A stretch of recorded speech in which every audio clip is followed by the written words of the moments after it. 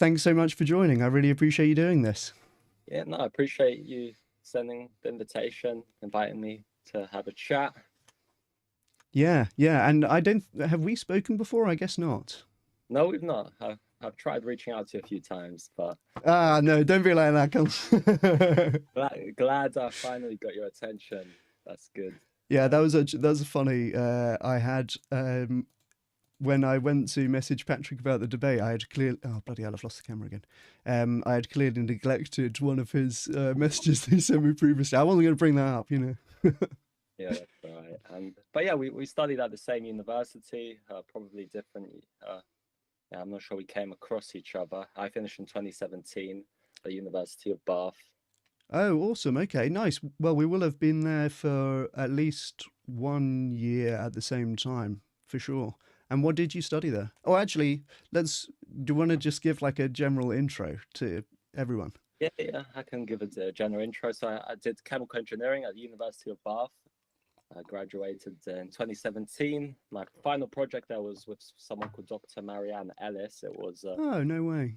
design of a cultivated meat plant to produce protein bars made based on cultivated meat, lab flesh, however you want to call it. And then after that, I worked a few years as an engineer. And following COVID, I went back to university, did a master's in food, nutrition, and health. My master's project was based on designing a new yogurt based on okara, which is soybean residue. So I was like manipulating the properties of soybean residue to improve the characteristics of the yogurt. And then since I've graduated, I've been working a lot for Omni Pets, helping them with sales of their pet food, their plant-based pet food. And I've been trying to get a job, be able to support myself in something which I'm passionate about. And I've been working on different initiatives. I've been trying with my colleague Juan, who's based in Australia. We're working on an organization called Vegan Men. So we're on the way towards starting that. With Awesome. regards to different chapters around the world of vegan men doing acts of service. It could be volunteering in sanctuaries, stuff like that. We started, last month. We've got online meetups to start with, and then we're going to start trying to set up chapters around the world. Maybe our plan for the end of 2026, if everything goes okay, is to do a vegan men summit, potentially camping out beside a sanctuary somewhere, raising funds over a weekend, and then donating it to the sanctuary. That's the long-term goal, but we'll see. That sounds awesome. That sounds awesome. And so cool that you have a background in animal-free food tech, basically. I know Marion Ellis and University of Bath doing the cultivated meat stuff. That's awesome that you were part of that. And then the other thing was like a soy yogurt, Soy basically. Is based, it? Yeah. yeah, but from soy residue called okara. I don't know if you came across it before. Don't think Uh, so. and when you filter, uh, when you mill soybeans, you have the leftover cake, which in China and Asia is very commonly just thrown away. But you can ferment it. You can make like a medium protein meat alternative in terms of protein content similar to chickpeas. So Oh, that's awesome. Cool. So you have a pretty wide set of interest and expertise. I mean, I was looking at some of your YouTube channel, and you do all of the formal logic, prop logic stuff as well. I don't know if that means I'm in for a whipping in this debate. We'll see. yeah, that's something I forgot to mention. During university, I started up a podcast, and eventually I started interviewing people who I really respected, such as Dr. Nagra. We did a podcast episode. I interviewed Danny Ishay on logical consistency through vegan ethics. Those are some of the highlight episodes I did on my podcast. After I sort of got through the main list of people who I wanted to interview, I then reached out to the vegan philosopher Buta, who helped teach me formal logic, propositional logic. So we got 14-hour course or so, 14 lessons on my channel where we go into propositional logic. So that was quite a good experience. And we hope to continue with predicate logic at some point. And we're planning to continue the series at some point. That's awesome. That's awesome. So, Yeah, you're going to be a stone cold debate killer, in other words. So you have to go easy on me, Patrick. Um, shall we get into the contents of the discussion? Oh, maybe I'll say a little bit of intro just for completeness for the video. I'm Chris Bryant. I run a company called Bryant Research. We do research for the animal movement broadly. We worked with a ton of different animal non-profits, as well as alternative proteins companies. We mainly do social science, so we do a lot of public opinion surveys, focus groups, as well as modelling, and true cost accounting is something that we do quite a lot of now, where we say kind of the estimate the costs of animal agriculture in terms of the cost of the pollution and the cost of the healthcare system and stuff like this. So that's me broadly. And yes, we were at University of Bath at the same time when I was doing my PhD, also on cultivated meats, but in a different department over in psychology, where I did a lot of studies on consumer acceptance. And yeah, that was up until 2020, and then I've been running Bryant research since then. But cool to note that lots of our worlds are overlapping in any case. Yeah, it's great. Yeah, nice. Okay, well, we've both got slides. We've been quite well prepared for this. Would you like to go first, or would you like me to go first?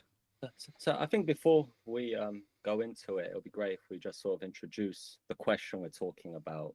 So, and also maybe to get some clarity, just to make sure that we're using words in the same way. So, would you be okay to introduce the question? Or would you rather I introduce it? Yeah, absolutely. Yeah. So the proposition that we've agreed to debate is that you can correct me if I'm getting the exact wording wrong because I don't have it in front of me now, but it's So I can say it out then if it's easier. I think I've it's got it. FarmKind's Veganuary campaign, which pays influencers to eat animal products, is defensible, right? Yeah, and I've got the opposite. It's not defensible. So I guess it would be important because prior to it, we didn't actually get clarity on that we're using the word defensible in the same way. So when I say the way I've created my slides is defensible, as in defensible meaning moral, permissible, okay. So justifiable with a sound argument. Yep, I think that's a reasonable definition. And we've done the thing which you might hate a formal logic person. We've done the thing deliberately making the proposition just a little bit vague, that there's room for us to kind of explore the different arguments around this. I'll just say as well, I know that your argument here is quite a specific one, and I've done a kind of response to lots of different criticism that I've seen. So you might find yourself thinking for some of my slides, this isn't really what I'm going to talk about, but there we go. So who's going to go first?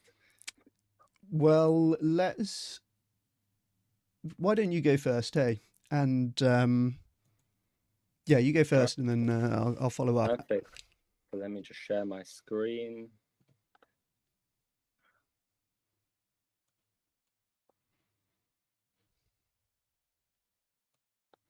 A minute.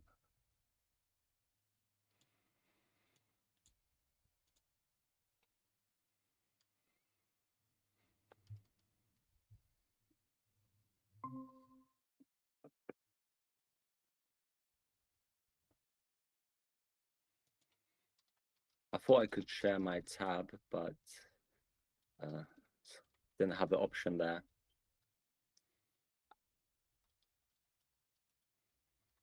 Can you see this okay? No, when you go into presentation mode, it loses the window. Usually, what I do is just click through it in this view. That's what I find to be, because I can see it now, and if you just go down the slides, I'll be able to follow along. Yeah, the issue is that I've got some, yeah, I'll just try and share the entire, 1 minute, I'll stop that. Because I've got some videos in my presentation. Okay. So maybe if I share my entire screen, Yeah, that will solve. yeah, that should work.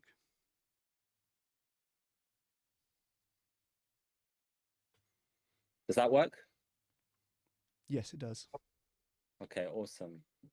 All right then, so Yeah, my position is that FarmKind's Forget Veganuary campaign, which pays influencers to eat animal products, is not defensible. Before we go into this, we've got quite a lot in common, Chris, in terms of we both, correct me if we're wrong, you agree that Veganuary is an overall positive? Absolutely, yeah. Yeah, and then I also agree a lot on what you talk about donations, that they can be more effective than behavior change. So I'm with you with regards to that. So I've seen your vegan 2.0 videos, Nice. and I completely agree. Donations are really good, definitely worth doing, can help to reduce rights violations and suffering. So when I use the word defensible, I'm meaning permissible, moral, okay, justifiable with a sound argument. So my position is that it's generally not permissible to pay influencers to eat animals and then ask for donations. It's also generally not permissible to spread disinformation. There could be some exceptions with regards to different hypotheticals, but that's generally my position. That's generally not permissible with these two things. So before we go into it, I thought it would be great to have a video of who we're both trying to protect. And here on the weekend, I was at Amberwood Sanctuary, where I met the animals there. This here we've got is Pooh, who was saved. But Mark over there, he's running the sanctuary by himself. And he had a really interesting story where he started the sanctuary during COVID. He had an acting school, which closed down during COVID. And then he went out into Oxfordshire. Someone there was selling some cows to be sold for their flesh, and then he bought them instead, and then he made a deal with the farmers to rent their land, and he started to save more animals. Since then, some farmers have actually given him animals. They've been like, oh, we don't want to kill this animal, so we've gained some sort of connection with them, so could you take them? So Mark's doing a really good job. Shout out to Mark. He's got a range of different life experiences.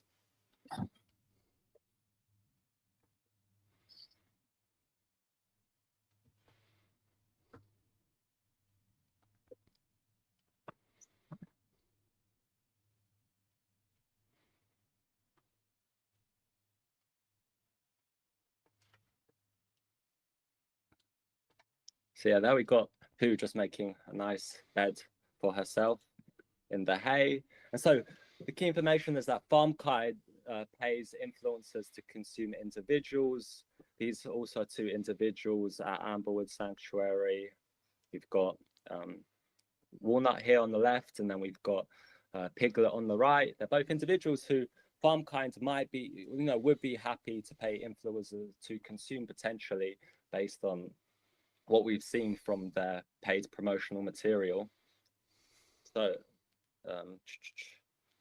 let's have a look at this example, which I saw the other day. So there is misinformation in the posts. The intention is unknown.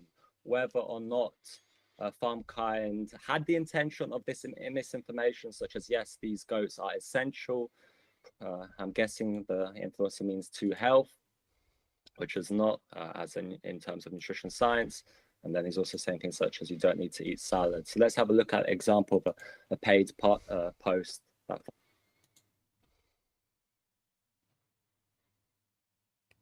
I guess we can't hear the video, but we have subtitles, so.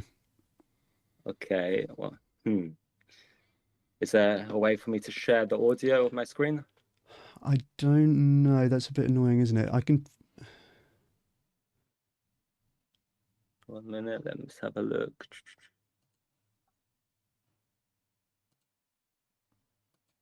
Showing the...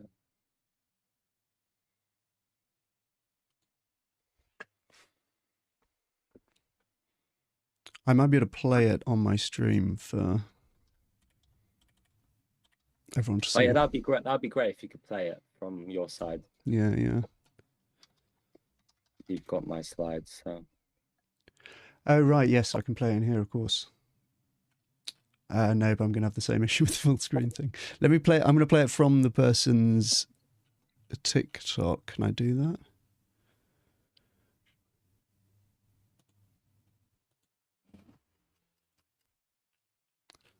Possibly not. We may have to chin it with no sound, mate, and we've got the... It loses a bit of bite without the sound, doesn't it, to be fair? Yeah, yeah. The sound does quite a bit to the, yeah. All right, fair play to you. You posted on some LinkedIn the other day, didn't you? Let me find that.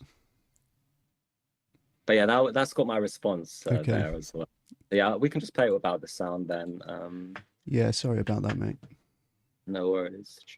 I'm just checking through the settings. No, okay. So share entire.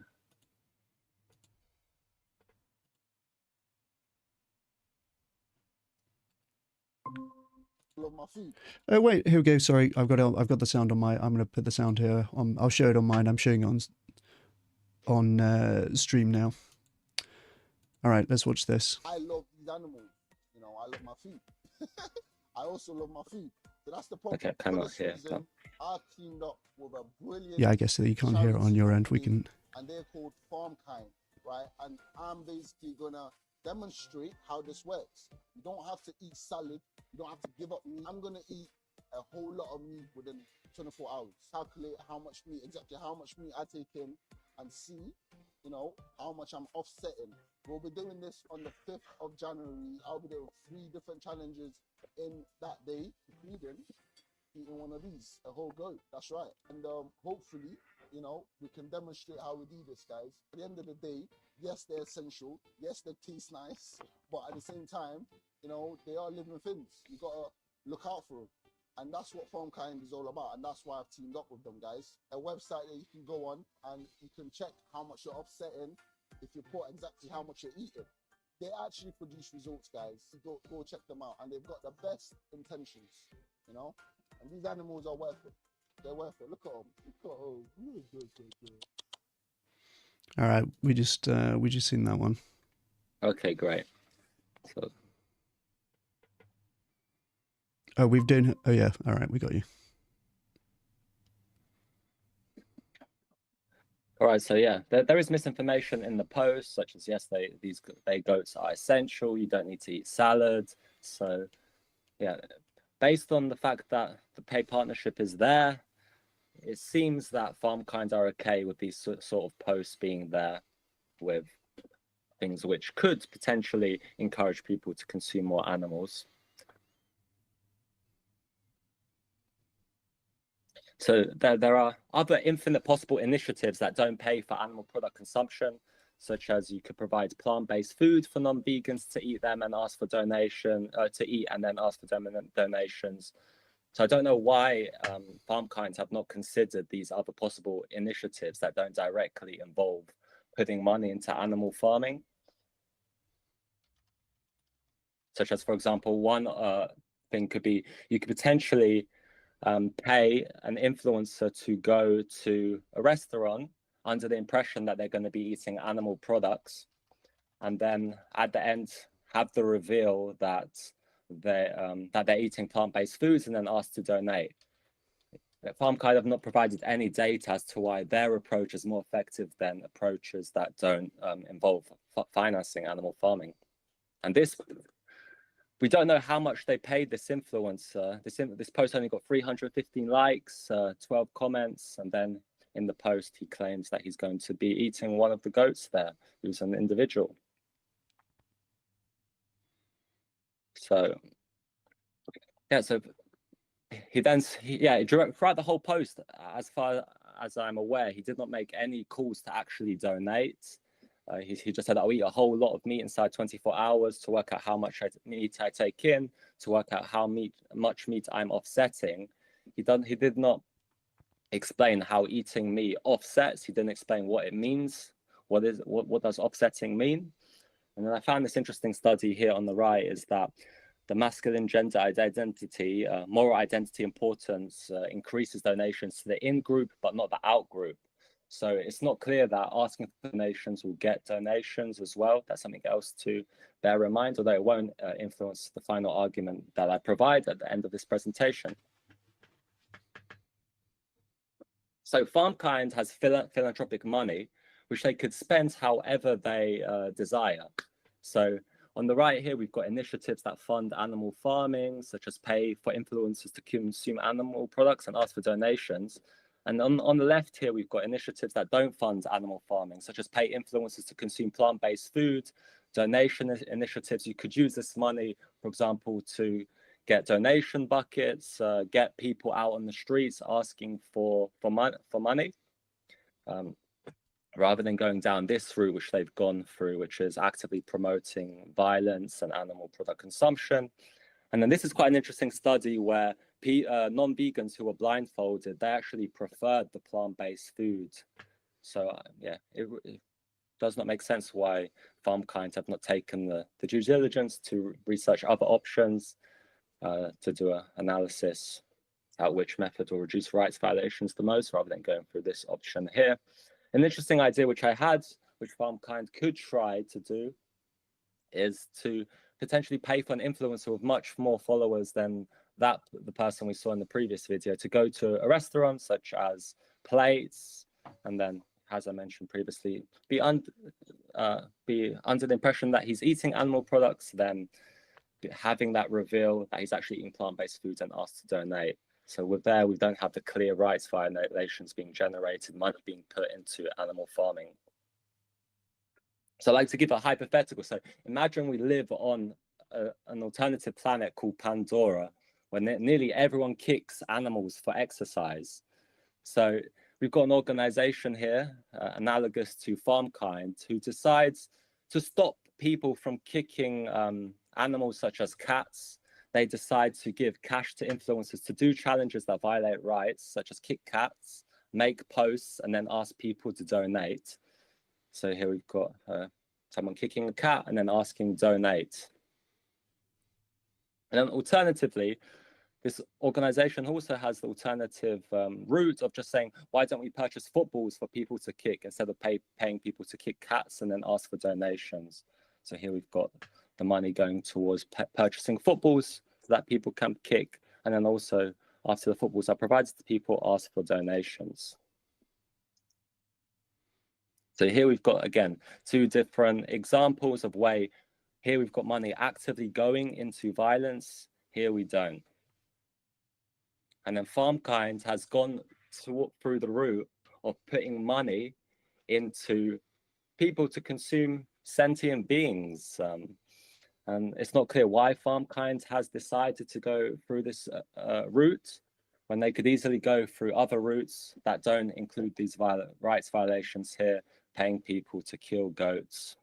And FarmKind claims to really care about animals. So I don't see how that's compatible here. So options. There's a load of different options away which donation campaigns could be run. Here's a few that I thought of. So one is that FarmKind doesn't invest money into donation campaigns.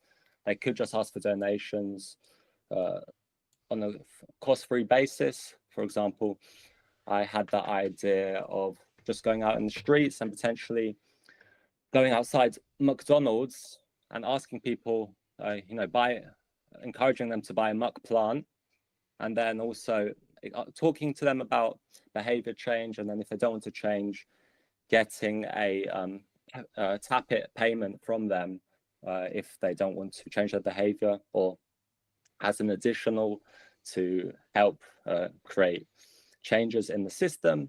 But I would not say it like you're offsetting your impact.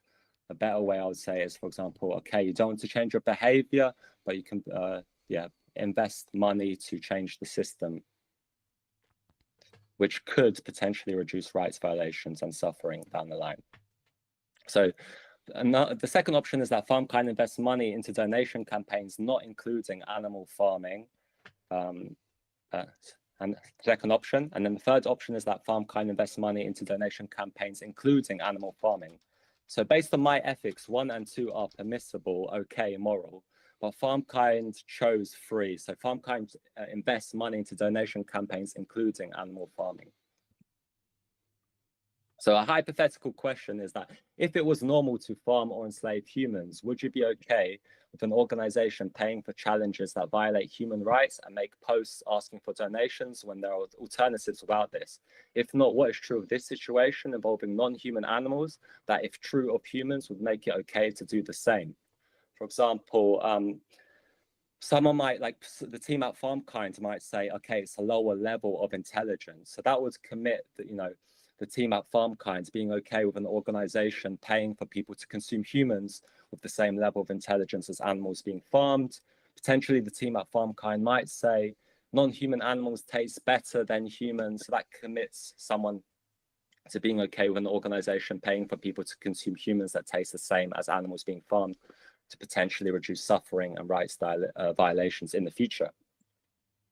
So this is the definition of veganism I adhere to. This one was I got this from Maz. He's a vegan philosopher, and the definition that I use of veganism is an applied ethical position that advocates for equal trade-adjusted application of commonplace rights of humans to non-human sentient beings. I know, Chris, you've got a very, you've got a different definition for Vegan 2.0. I like that one as well. But yeah, the Vegan Society definition has some reductios on it, which I think is better to use this one. We can go into a conversation on that another time or today if you want. But this is the definition I use in terms of simple terms, the layman terms. It's just acting in a way which extends rights to non-human sentient beings. For example, basically putting yourself in the shoes of the victim. So what FarmKind has been doing, they've been actively challenging Veganuary. Today, actually, I've been trying to go on their Forget Veganuary website, but unfortunately, I can't access the website today. But this is some example of some promotional material they've made where they're actively putting themselves up against, Veganuary, which we've agreed is a net positive. And, you can ask for donations without, being hostile towards behavior change. You can just say, if you don't want to change your behavior, or if you don't want to go vegan, you can donate. It's not clear why they've made this hostility the preferable choice in terms of reducing rights violations in the future.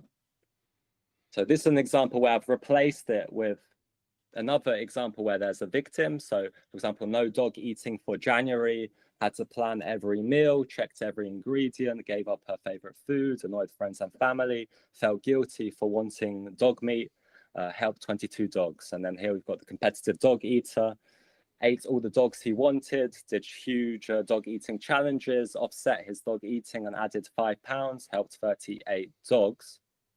For me, I'd love to know if FarmKind would be okay with an organization where dog eating is normal, doing this sort of campaign. And then you could replace this with any sort of analogous situation where there's a victim. You could replace it with dog fighting.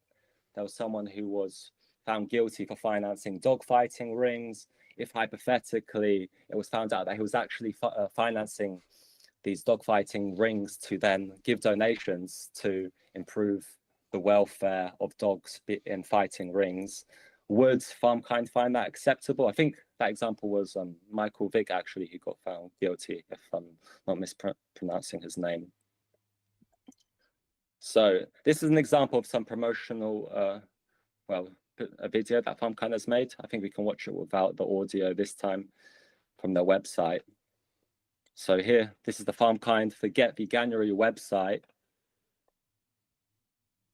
where they've basically got some sort of game where they're just having very strange things there on the top, common, I guess, and excuses to not being vegan, such as vegan tax. You can be very cheap on a completely plant-based diet living. So the vegan tax, but it's natural. It's bad for your health, planning every meal. Personally, I don't do any planning on for my completely plant-based diet. So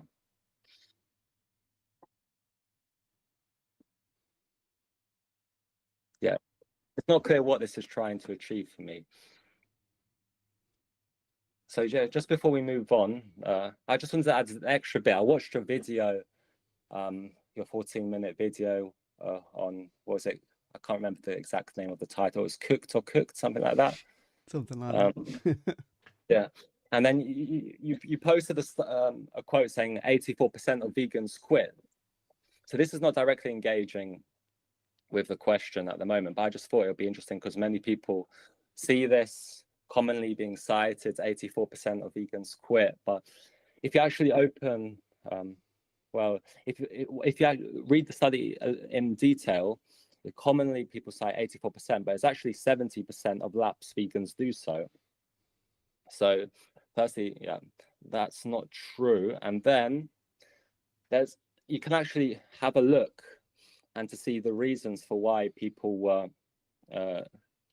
quitting with respect to health. And then the reason I'm talking about this is very often people say vegans are unhealthy. People go towards being ex-vegan because they're not, they had health issues. But if you add up this flow diagram of the diet outcomes, 84% of vegans did not actually have any health issues. If you add the 59.64% quit diet, no health issues, then stuck to diet, then you quit diet, issue not fixed, fixed in 2 to 6 days, you know, that might as well be the placebo effect because health conditions can't be fixed that quickly. So the majority, if you then read through the different reasons that people gave for quitting, it was actually just 3.3% of people who tried vegan diet reported some specific enough health issues that could reasonably be attributed to something beside nocebo. So this diagram here was made by an account called Beans. He's got an article, 84% of vegans quit their diet because of health reasons. And so if we read inside the study, not the motivation for many people to actually go vegan based on animal rights was not that high. It was 27%. So it'd be interesting to see how many people who are ethically motivated to be vegan go back to being vegan, go back to being not non-vegan. So some objection which I've heard is that misinformation that FarmKind's promote sharing might make the vegan movement stronger. So for example, here we've got Paul Saladino. He's been, for a lot of years now, he's one of the biggest offenders on social media. And then imagine if one day in the future, Paul Saladino comes out and says, I'm just producing disinformation to reduce misinformation in the future and improve future well-being by encouraging people to improve their critical thinking skills, although some people may die in the process. That would not be acceptable to me because I've got a deontic rule against misinformation. I think it's immoral, regardless of whether well-being or suffering is being generated in the moment. So then here we've got an example of red meat, increased consumption of red meat, 11% increased risk per 100 grams per day of red meat. And then here we've got an anecdote of someone towards the bottom end of the evidence hierarchy suffering on the carnivore diet. So suffering is not the same thing as rights violations. So rights violations, they're actions that infringe upon the fundamental rights and freedom of individual, even if there is no suffering, it's not just based on legality, it's moral as well. So this is the definition which I got from the vegan philosopher Aputa. So an action which is wrong to commit in a vacuum, no change in utility. That's what I use as a rights violation. So yeah, these rights existing independently of whether they are recognized by law or society.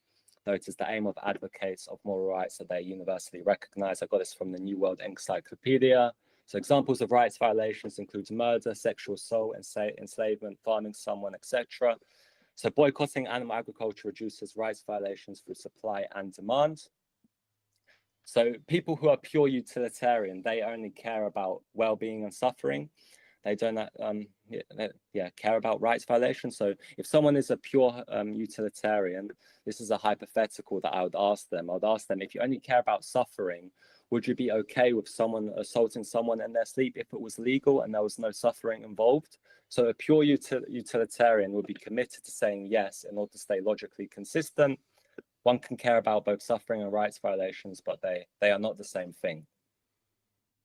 So this graph I got here it was from Aputa's article on why he's no longer an antinatalist. And Aputa got this graph from the vegan philosopher, Dr. Arvi. So are you familiar with this graph, Chris? I've seen this before, yeah. Would you be able to interpret it, or No, it's been a while. Yes. So what we've got here is just different ethical theories. So a deontologist always thinks an action is immoral, regardless of the consequences. For example, even if you're killing one person to save 1 trillion people, a deontologist will always think that action has the same level of badness. Whereas a threshold deontologist, which is my ethical position, I believe that it could be occasionally okay to break rules when the consequences are high enough. So, for example, with the trolley problem, for example, when you change the tracks to move from 1 person to 5 people, I would not find that acceptable. I would not find it acceptable to take the organs of 1 person in order to save 5 people. But then as more and more people are saved, eventually there could be a point where I think, okay, this value is, it's okay now to perform this action because the consequences are high enough. But I don't think the FarmKind is doing, there's so much uncertainty that I don't think it justifies that the action is moral. And then this is where a consequentialist or utilitarian would be. They don't have any rules-based system. They just purely view the action based on whether it generates well-being minus suffering, net well-being. And then with regards to misinformation, I also view disinformation as immoral. So this would be somewhere like this. But for example, there might be a case where I would think that some disinformation is moral if the benefits of it are great enough. For example, if you're going to tell someone that this diet cures X disease, and then the whole world stop paying for animal products, I might say that disinformation is moral at that point. So I'm trying to now steel man FarmKind's Forget Veganuary from what I've read and from your videos. So this is what I would guess their sort of argument is. So if FarmKind's Forget Veganuary campaign has a high chance of reducing total rights violations or suffering over other types of campaigns that FarmKind could deliver, then FarmKind's Forget Veganuary campaign is defensible. So in the brackets here, I've got the propositions in logical form. And so then premise 2, FarmKind's Forget Veganuary campaign has a high chance of reducing total rights violations or suffering over other types of campaigns. That's the proposition P. And then conclusion, FarmKind's Forget Veganuary campaign is defensible, meaning moral, permissible, okay to perform. So I don't think P1 is true based on threshold deontology. I just don't think, even if hypothetically, paying influencers to violate animals and then ask for donations gains more utility than paying influencer or paying for plant-based products for influencers. That would not necessarily be moral for me after a threshold. I don't think it's justified to murder someone just because it gains a little bit extra utility, right? A little bit reduced number of beings being farmed down the line potentially. So then I also don't think P2 is true. So FarmKind's Forget Veganuary campaign has a high chance of reducing total rights violations or suffering over other types of campaigns. So the reason for this is that it's not clear why campaigns that don't finance animal agriculture are less effective, such as, for example, just asking for donations in the streets, or just, not being hostile to Veganuary, unintended spillover effects. Someone might donate and then just go on the rampage eating animals. There's some spillover effects seen in the literature when someone eats a product labeled as environmentally friendly, and then in the next meal they go for the non-environmentally friendly option. I can share that study for you if you're interested. And then misinformation may cause non-vegans to consume more animal products, which may outweigh effects of donations as well. The total rights violations may be less for alternative ways of getting those donations that don't finance.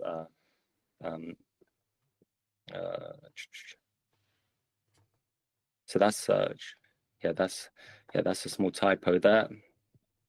I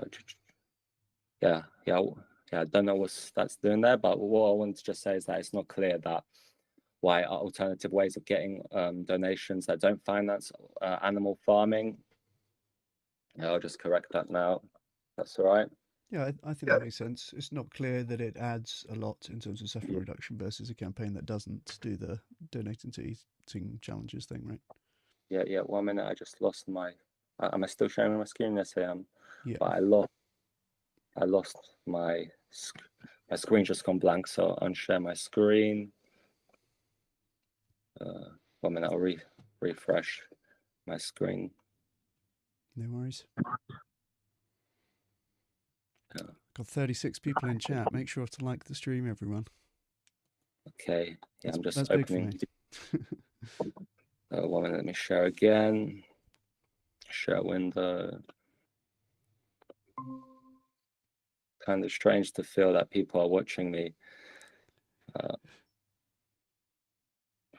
Can you see my screen now? Yes, we can. Yeah. Yes. I'll just remove that bit there. So FarmKind does not provide the data of other donation campaigns that don't. Oh, sorry. You have to go out of full screen. Okay. 1 minute.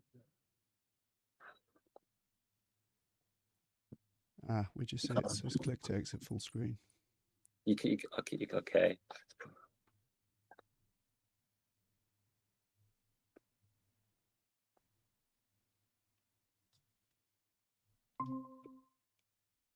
I said I'm showing my whole window.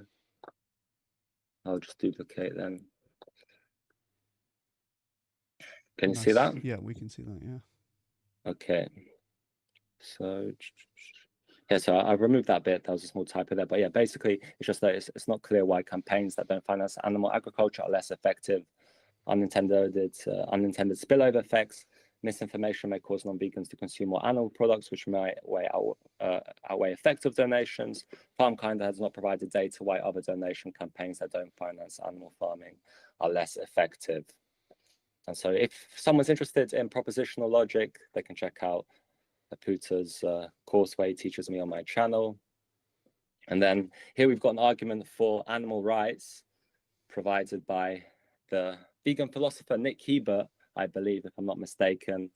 And so the final argument which I'll provide, which is why I don't think FarmKind's Forget Veganuary campaign is not defensible, not moral, immoral, is that based on this, if an initiative is not defensible in an analogous situation involving trait equalized humans, then FarmKind's Forget Veganuary campaign, which pays influencers to eat non-human animal products, is not defensible from animal rights. That's where I'm getting that premise from. And then initiative is not defensible in an analogous situation involving trait equalized humans, specifically FarmKind's Forget Veganuary campaign. So then the conclusion is that FarmKind's Forget Veganuary campaign, which pays influencers to eat non-human animal products, is not defensible.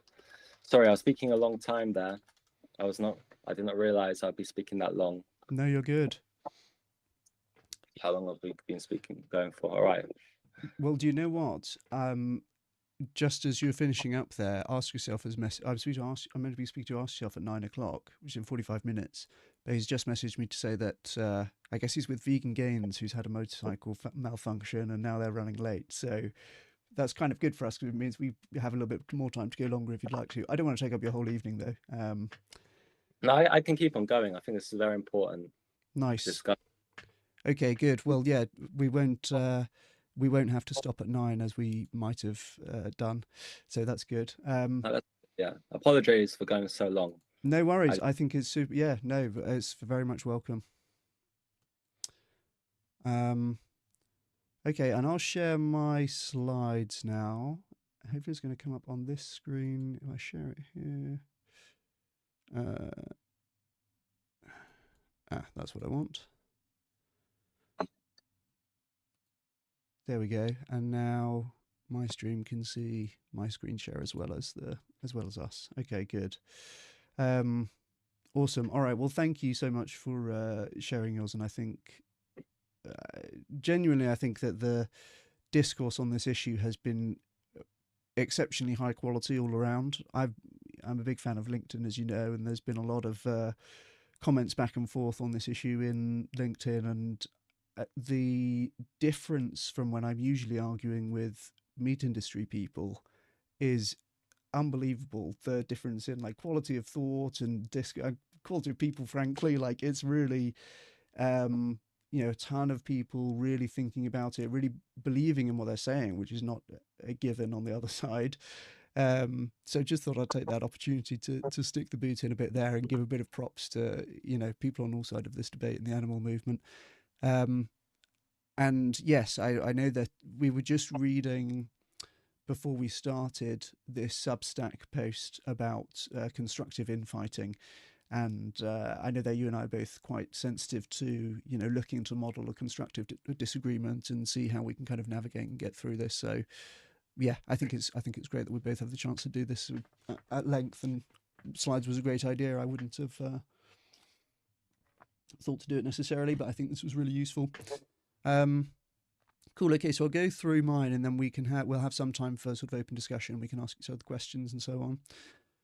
So I'm taking the position that FarmKind's Forget Veganuary campaign is defensible, and I'm happy with Patrick's definition of defensible in terms of being morally acceptable or permissible or broadly okay. Can be defended from a moral perspective, basically. And I'm defending this on 3 levels. I think that I've seen disagreements with the campaign in principle, in theory, and also in practice, and I'm offering some defense on each of those levels, starting with in principle. And I have here the trolley problem, as people may recognize. The dilemma, of course, is that the trolley is heading towards the 5 people on the track, and here you are on the side, and you can decide to pull the lever and kill the one person instead. And it's interesting to note that we have differing intuitions even on the principled level. And I guess that in your view of threshold deontology, you're pulling the lever if we have enough people on the other side of the track, right? When that gets to a certain point. So it might depend. If it's 2 people in the factory farm and 1 person in the factory farm, or not even the factory farm, just being farmed. If it's on the other side, it's 2 people dying from cancer, and you're taking the organ from someone to give it to people who are dying from natural causes. But then my intuition is that, when it's individuals, they don't care who's violating their rights. So if it's 1 person having their rights violated versus 2 people having their rights violated, I would pull the lever, I guess, yeah. Or I'm not saying that I could do it, but if someone was controlling me from the outside, that would be the best outcome. Because in World 1, there's 1 rights violation. In World 2, there's 2 rights violations. Yeah, so that's how I would see it, and I'm pulling the lever if it's like 1.5 people on the other track, right? I think that I don't just put much credence on the asymmetry, I guess. I think it's like pulling the lever is the same in some ways as choosing to not pull the lever.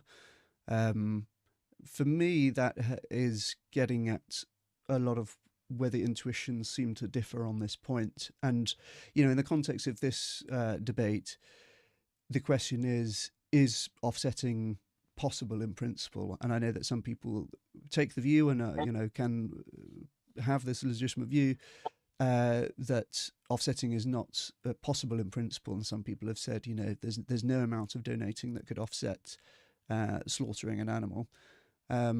That I definitely have very different intuitions there. I think that if you can kind of put an animal out as a sacrifice, essentially, and know that doing so is going to protect several more animals as a result, then I think I'm much more utilitarian brained and maybe sort of coldly calculating in that sense, that I would basically just take the option that is going to, the way I see it, is prevent the most suffering, but you could say, create the fewest rights violations.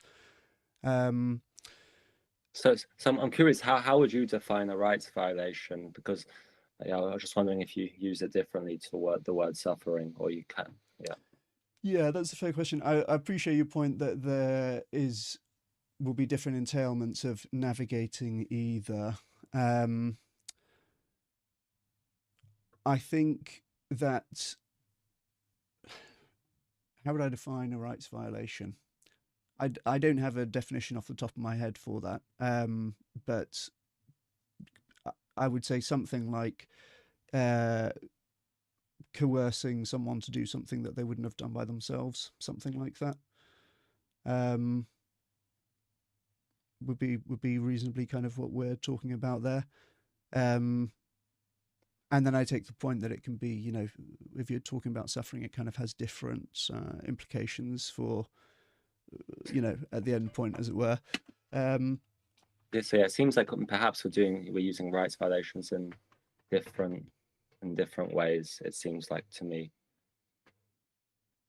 Okay, interesting. Well, why don't we put a flag in that and we can come to it. You're saying forcing someone to do something against their will. That's right, correct? Yeah, but I'm kind of just pulling that out of my backside now that you're asking me. I'm sure that's not. Yeah, because for me, a rights violation will be, for example, independent of whether suffering or well-being is being generated, whether an action is immoral. So, for example, I would say it's a rights violation to end the life of someone who doesn't want to die, even if there's, in this system, in this world, no suffering or well-being is being generated. It's completely neutral. Yes. So I think that's in line with what I said, isn't it? So I think you said coercing someone to do something against their will. Well, that sounds like the doesn't want to die part to me. Okay, so would you call that a rights violation? What I said, like painlessly killing someone in their sleep, kind of thing. And yeah, no suffering being generated in the system. Yes. Yeah. Okay. Yeah.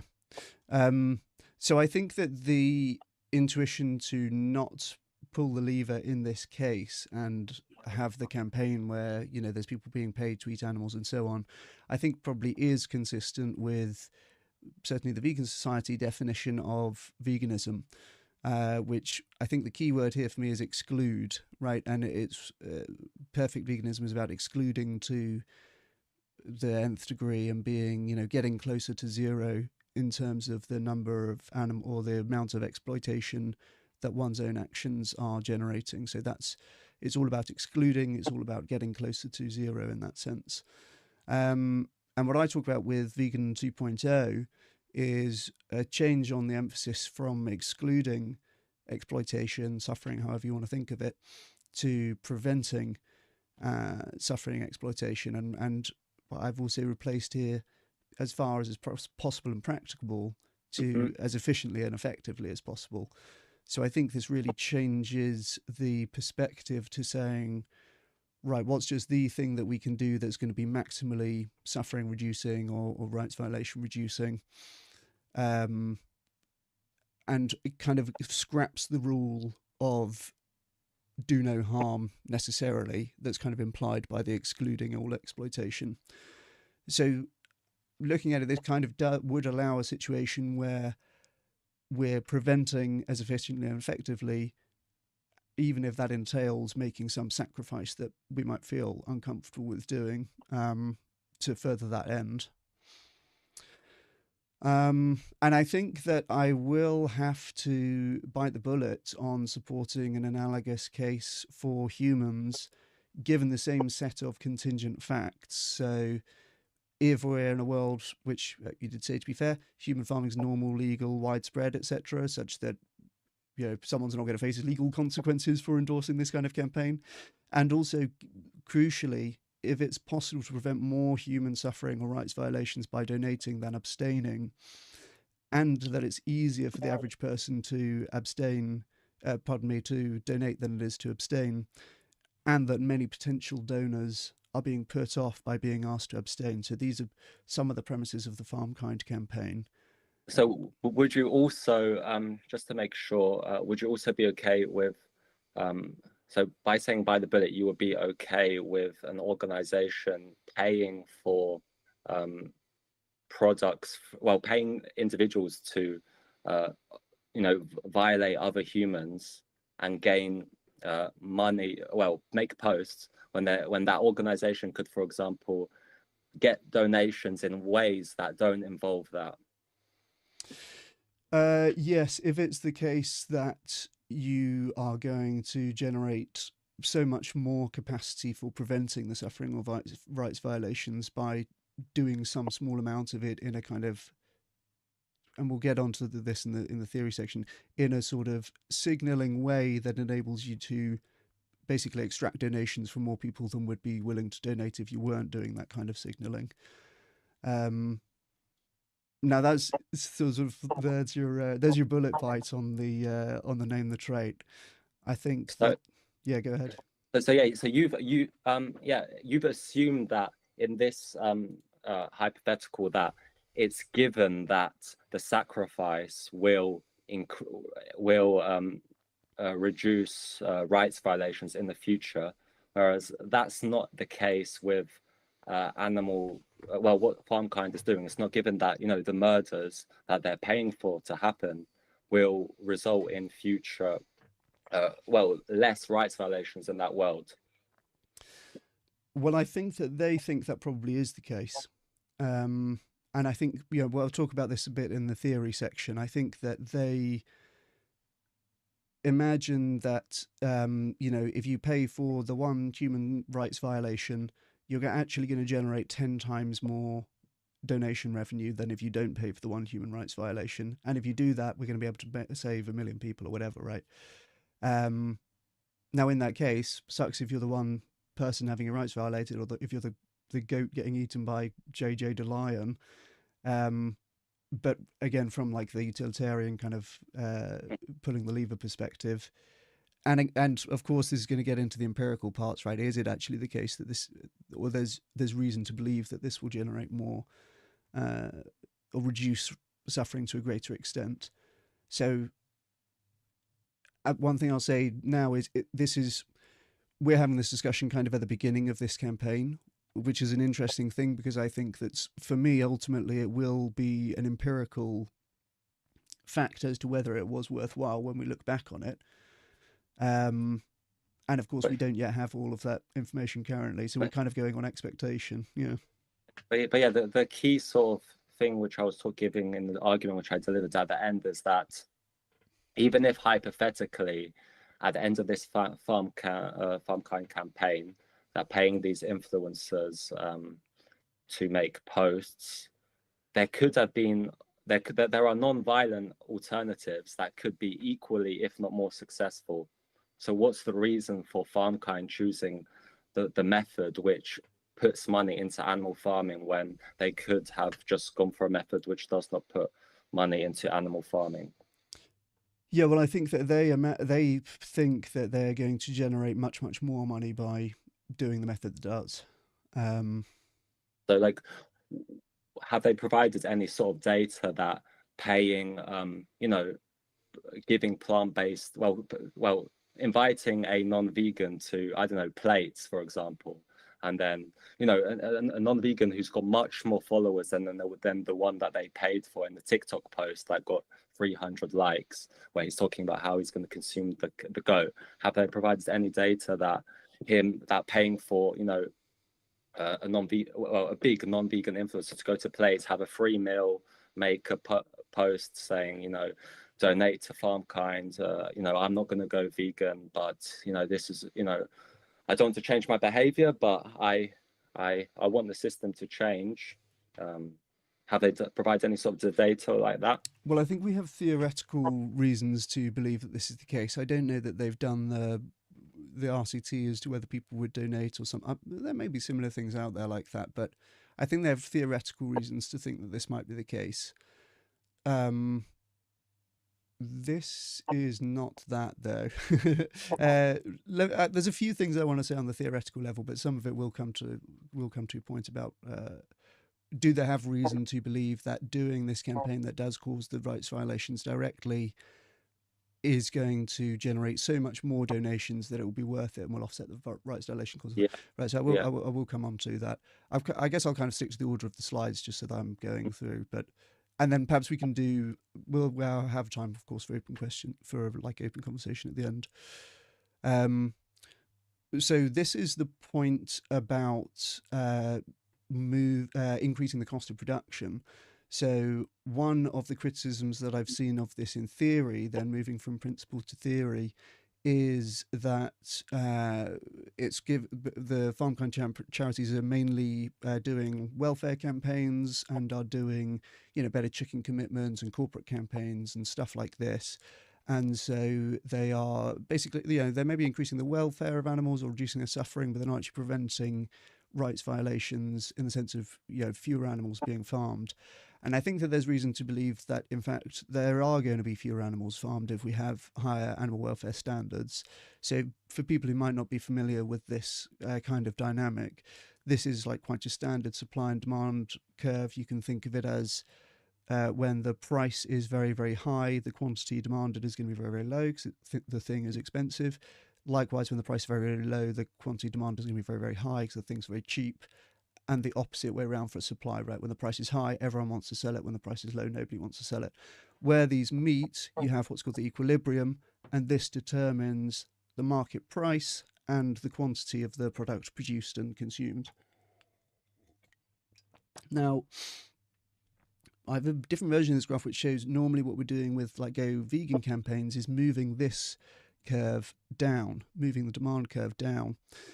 Oh, it's going to mess up if I try to over there. But what we're doing in the case of welfare improving campaigns is moving up this supply curve. So we're saying you have to meet these new standards if you're going to be farming chickens. And so as a result of that, farming Q1 number of chickens is now going to be more expensive than it was before because you're having to have fewer cage systems or whatever else it may be. So the supply curve moves up when you have these production standards enforced, and that gives us a new equilibrium, which makes the products both more expensive and means that fewer of them are produced and consumed. So this is the mechanism where we are actually probably going to reduce the number of animals being farmed, as well as improving the welfare conditions for the animals that are farmed. And I think this is something that sort of anti-welfare people often miss. So I want to get that point in there. And I've seen, somebody replied to my Discord saying that eggs in particular are relatively price inelastic, meaning that they're not that sensitive to changes in price. So even if eggs get more expensive, people still want to eat them, basically. And that is true to some extent. We see minus 0.2 price elasticity for conventional eggs, meaning that if eggs got 100% more expensive, that their demand would only go down by 23%. But we do indeed see these negative price elasticities, which is what you expect, confirming that in general, some may be more sensitive, some may be less sensitive, but the more expensive eggs get, the fewer of them people want to consume. So this kind of confirming the thing on the previous slide. Now I have a few reasons why people have thought that the Forget Veganuary campaign might harm Veganuary and or veganism, and some reasons why we might be skeptical of those. So people will uncritically take the message that veganism/Veganuary doesn't work. I think this is particularly, it was unfortunate from the campaign's perspective that it was covered in the way that it was by right-wing media, and in particular had the Telegraph with the Quits Veganuary to Run Meat Eating campaign, and then of course they have a paywall, so you can't actually get as far as reading about the donations on that particular setup. And the Mail was the same, and GB News was the same, right? The meat eating campaign was in the headline, and the donations were mentioned much further down. So some people have been, concerned about this, and now there's another anti-vegan headline that can be posted at us and stuff like this. And I heard Tom Norman yesterday saying on David Ram's that basically there's a ton of these kind of headlines and stories out there already, and it's not that clear that another one would be very determinative either way. Like, will this be the story that breaks veganism, right? We already had kind of every few days of right-wing media outlets with some sort of anti-vegan headlines. So maybe we can kind of moderate our fears about hurting Veganuary or hurting veganism. I think it will ultimately be kind of swept up by the news cycle. Next concern, that people will be less likely to participate in Veganuary and perhaps less likely to go or stay vegan. But I noted that Veganuary this year had not really had that much mainstream media attention before this campaign kicked off. I don't know if that's kind of baked in because of the time of year that they did it, deliberately kind of in the Christmas gap. But I was looking retrospectively at, was there any Veganuary coverage before this? And I couldn't tell that there was really. Certainly not in right-leaning outlets, right? And so this is kind of on the theory of, any press coverage is better than, like bad press is better than no press sort of thing. Or any press is good press, they say, I guess. This is now a reason for all of these Daily Mail and Telegraph readers to have Veganuary kind of inserted in front of them one more time when it might not have been otherwise. And then one final thing, which is more about like the social or movement implications of the campaign, is that the team at the Veganuary organization will be demoralized or put out or otherwise upset. And one point that I've made on this is that I really think that Veganuary, the organization, can kind of take this opportunity while there's a lot of vegans feeling quite galvanized and defensive about Veganuary, to set up their own donation campaign in response. I'd like to see forgetfarmkind.com. I think that Veganuary can kind of make the best of a bad situation and make the best of all of the sympathy and, like I say, galvanization from the vegan movement at the moment, and ride that to the bank, basically, right? That's what I'd be doing. And again, it's just like generating more resources for the movement, perhaps from different parties in this case. So this is another point on moral licensing. Now, of course, it's a very explicit moral licensing campaign. It's just saying you can carry on eating meat if you're donating, right, at its core. And I'm kind of uncertain about the effects of people taking part in this, if they would actually regard it as moral licensing in the long term. This is a study we did where we asked people to pledge a meat-free week. And before being asked to pledge, some of them are asked to sign a petition for meat-free week or a meat-free day in public catering. And we found that the people who signed the petition were not significantly different from the control group in terms of their likelihood of then pledging a meat-free group week. So, under a moral licensing situation, we might worry that the people who sign the petition are not going to feel the need to take their personal meat-free pledge because they feel a moral license from having signed the petition. But in this case, we found that's not really the case, and they were no different from the control group. They were different from the people who saw the petition and declined to sign, right? Who are just sort of anti-vegans, I guess, or not interested in meat reduction. And whilst we did observe some consistency between those two things, like refusing to sign and refusing to take the pledge, we are attributing that more to just the underlying attitudes of these people rather than like consistency effects per se. So, the opposite of a moral licensing effect could be a moral consistency effect, whereby people say, well, I did sign that pledge or I did sign that petition yesterday, so I guess I do care about meat reduction, and therefore become actually more likely to do the good thing to do the pledge rather than becoming less likely. Now, this is not exactly analogous to the FarmKind's situation because, as I say, their campaign is much more explicit in being about moral licensing. But it does make me wonder what will be the long-term effects of somebody who signs up and takes this deal and says, I'm going to pay my £15 a month and then keep on eating meat. I don't think it's a given that they will be subsequently less likely to give up meat than they would have been. They might start off with this kind of moral licensing mindset, but I think it's plausible that knowing that they're doing that and having that kind of form part of their identity, who knows, maybe becomes the first step on later giving up meat, so as to, in a sort of consistency effect rather than a licensing effect. So this is my graphic of what their game plan is, and I think this answers your question about could they have done it without the rights violations, basically.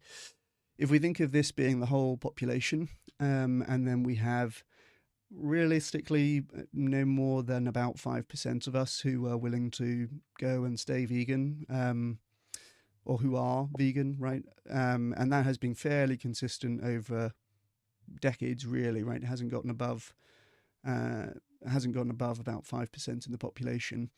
And now you have another group out of this portion who are the group who are willing to donate. And FarmKind's theory, and I think there's some evidence to back this up, is that the group who are willing to donate are much, much larger than the group who are willing to go vegan, maybe about 5 times larger, according to some of the numbers that I had in my video on the topic. So notably, you do have this group who's willing to do both, right? And this might be vegan 2.0s. They're people who are going to be vegan, and they are also going to see the importance of donating. And maybe even it could get to the point where most vegans, as well as being vegan, are donating, as here, right? Most of this blue circle is now overlapping and becoming purple. But FarmKind are trying to play for this much larger red portion. And they're saying, never mind the purple, never mind the blue. There's all of these people who might be willing to donate as long as they're not asked to go vegan. So the sort of bet is that there's enough of these people that they can convert into donating, that there will be something on the other side of the track when they pull that lever, right? Or nothing on the other side of the track, I guess would be the way to put it. So I think this is the final point in theory, and I'll talk about some of the way that the campaign's been executed.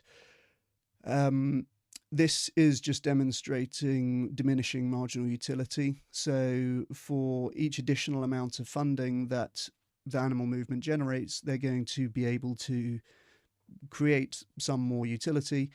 But the catch is that, assuming we're doing the most effective things with the funding that we have first, each additional amount of funding is going to be slightly less impactful than the previous amount of funding was, right? And this, you can see the same graph with like people's income rising, for example. Once you get past a certain income, the increases to your quality of life are actually pretty marginal. So same principle, right? Let's say that, you know, that a movement could be here with a little bit of funding and actually lots of animals helped given the small amount of funding. If we increase that to a little bit more funding, then we have still a lot of animals helped, right? More than before, but this difference is not as great as the previous difference. And if we increase it again, a little bit more funding, we're getting fewer additional animals helped the more that we do that. And another key part of FarmKind's theory of change here is that they're betting that we're like here. We're like very early on, we have very small amounts of resources, and so additional resources generated at this stage is going to be a lot more utility able to be preserved or created, right? So that was the last part in theory, and then the final criticisms are in practice, and I'm also taking longer than I thought I might, so you know, your patience is appreciated. There's a few that I'll talk about here. So the Veganuary website has been overly critical of veganism and makes some unfair claims about veganism. We were looking at the early version that had the thing about plant protein bloat or something like this, which a lot of people say, well, that's unfair. That's, you know, could be called misinformation.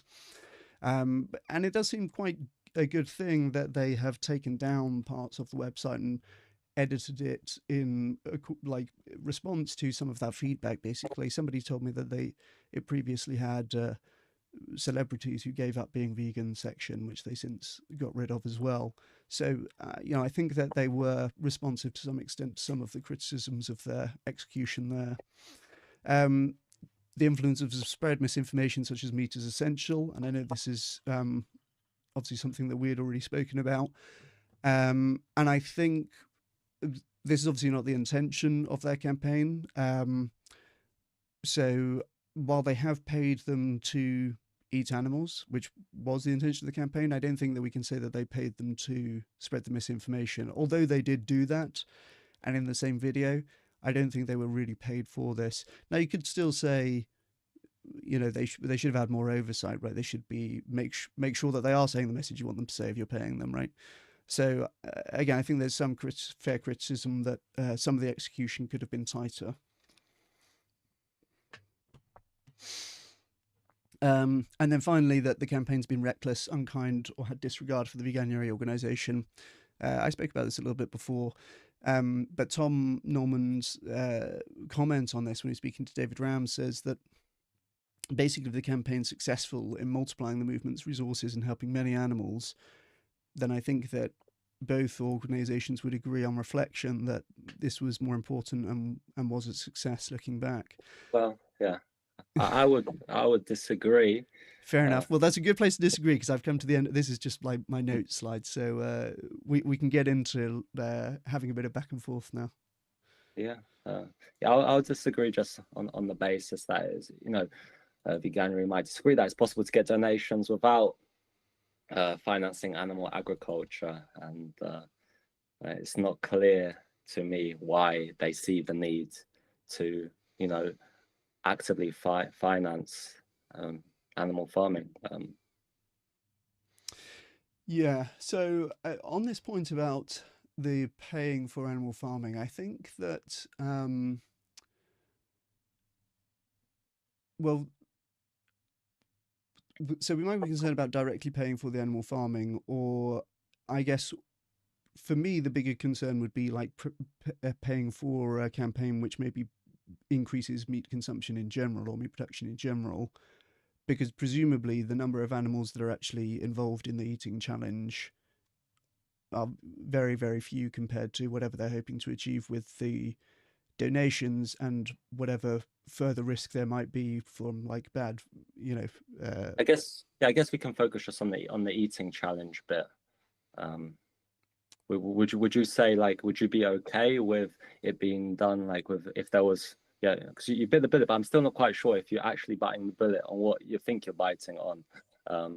So like if it was like completely possible, infinite ways of getting getting people that don't believe in human rights to make posts asking for donations, and there was not clear data that somehow for some reason paying them to because, you know, it's also possible to just get food from restaurants if for some reason FarmKind think that it's necessary to give them animal products. It's possible to get the food without rights violations, such as leftover too good to go, or just, yeah.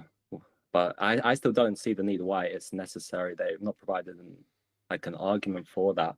Or even if somehow these methods where you're paying people in these challenges and that's more effective, that the increase in, you know, like even if it was like completely certain that there'll be a small reduction in suffering, or from a threshold deontological view, I would not say it's justified, and I would not say it's okay. So the main thing that this relates to, I think, in the way that I'm thinking about it, is this diagram where you have the red section with the far more people who might be willing to donate. And the thing that I didn't really mention there, which perhaps is key to understanding this as well, is that part of their theory in doing this is basically just strong signaling that we're not asking you to go vegan. And in their conception, this is like an essential part of being able to reach those red circle people who are not the purple or the blue section, who are in many cases very much just allergic and will switch off and disengage if they suspect that the campaign is in any way asking them to go vegan. And so they're taking the bet. And the other part of this as well, so there's the signaling point, and that's kind of the proposed mechanism by which this might be able to help them reach a much larger pool of donors if they do the meat eating than if they don't do the meat eating, basically. And the other part that I would say the expected capacity for helping animals, number of animals that you can help, whatever, if the campaign comes off and generates much more resources for the movement than they could otherwise, is going to be much, much, much, much, much larger, many, many, many, many, many times the number of animals that will be eaten by these blokes when they're doing their day of eating goats, whatever they're doing. So yeah, I think yeah, I would not accept that in the morally, that somehow just that their intuition that paying for people to consume animal products for a small influencer would somehow reach more people than not paying for a big influencer to eat plant-based products that taste as well, or just giving them products that don't entail rights violations and then asking for donations. Because in the video we watched, the influencer didn't even make a call for action to donate. He literally just said, "I'm eating meat, so I'm offsetting." Yeah, he did. He didn't actually even say that he's donating in that video. I have to admit, the execution from JJ DeLion probably was not what we would have hoped for. Like, if I was a 10-year-old on TikTok, TikTok's one of the worst places. I'll literally see that video. He say, "Eat meat, you're offsetting." But you know. Yeah. There was no. It wasn't clear to me that bloke properly understood like the mechanism. Like, frankly, I haven't seen anything from either of the other two influencers who are involved in doing this. Have you seen anything from those two? I haven't, no. But still, yeah. After that post, the paid collaboration is still there. FarmKind, they could ask to take it down, but I would not accept the same thing with humans when there's so many ways of getting donations that don't require violence. So, or funding animal farming, or the thing you're trying to oppose. I think that the capacity for more funding that can be used like very effectively to help a lot of animals is so great that I think really like thrashing around in that big circle to try and find enough of the red people to donate ends up being quite high value.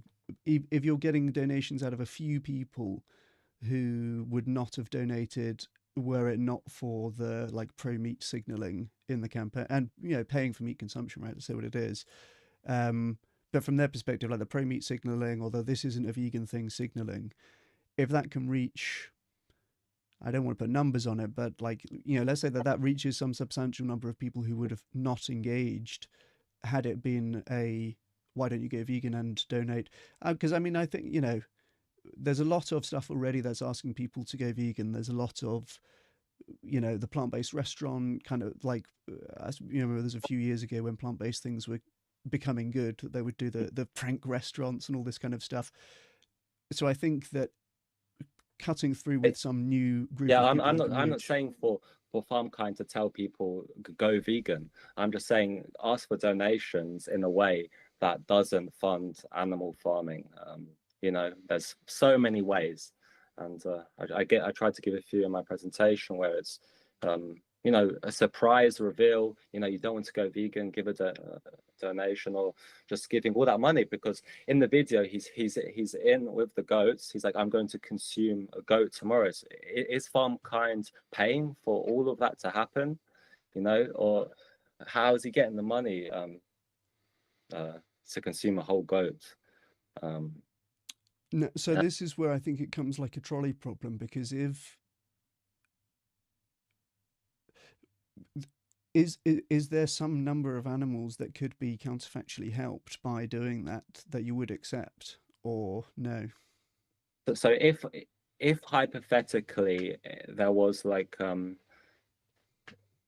it was compared to all the alternatives that don't have violence, that or that there was a high degree of certainty that paying people for to promote violence would I would have a threshold, but I'm not convinced that it's for example yeah, I would have a threshold at some point where I'll be okay. It's okay to pay for murder to stop so many murders in the future, but there's so much uncertainty. It's not clear what's going on.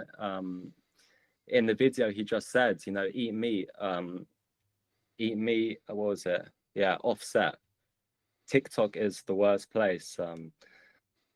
Yeah, and I've got, yeah, my sort of intuition tells me that if anything, it will make people eat more animals as well, in addition to the rights violation. And then also, with regards to masculine identity, in the study I showed, people who see themselves, you know, masculine and moral, they tend to they tend to donate more to the in group rather than the out group. Yeah, I see. So that's like some skepticism as to whether they would be whether these like pro meat people would be willing to donate in any case, basically, which I think is kind of agrees with what I showed in that moral consistency and there's article as well.